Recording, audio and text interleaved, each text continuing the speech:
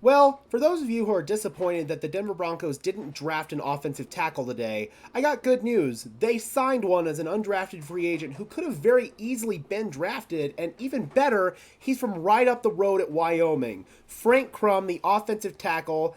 The fact that he went as a UDFA is somewhat surprising. Just the build alone on him, 6'8" and 313 pounds, 33 and 7-inch arms and 10.5-inch hands.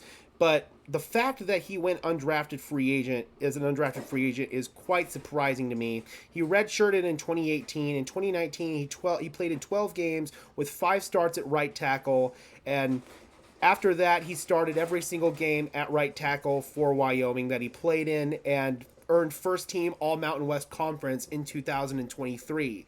If we come over here, Lance Zierlein had a 6th round draft grade on him.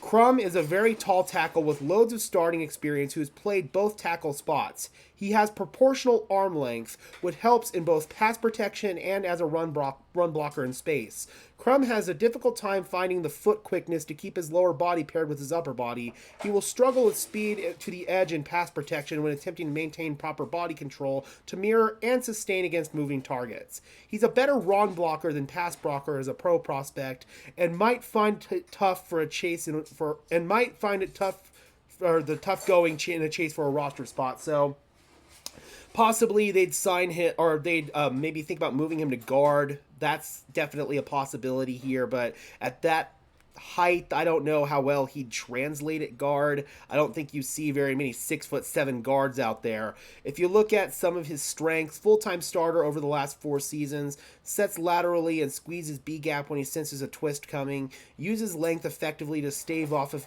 early speed to power changes, decent fluidity getting from secure block to linebacker on climb-ups, strains to stick and sustain for as long as possible, but in weaknesses we have weight drifts outside in pass sets, opening him up to a plethora of inside counters, loses proper footwork when panicking in a race to the top of the rush, lacks lateral quickness and pad level to reach NFL 3 techniques, so that's definitely a problem, has a tendency to bend and lunge rather than slide feet within the block, and finds himself on the ground way too often.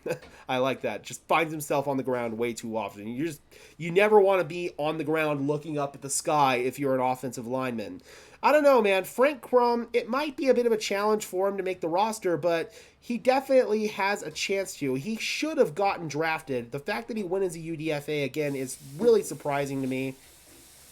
If he does make the roster, he'll compete with guys like Alex Palczewski to provide depth as the swing tackle. So at the end of the day, I don't think that this is a bad move. It's a low risk, high reward with a pretty decent chance of Frank Crum at the end of the day making the active roster. And on top of that, he's a somewhat local guy from right up the road, and I love his hair.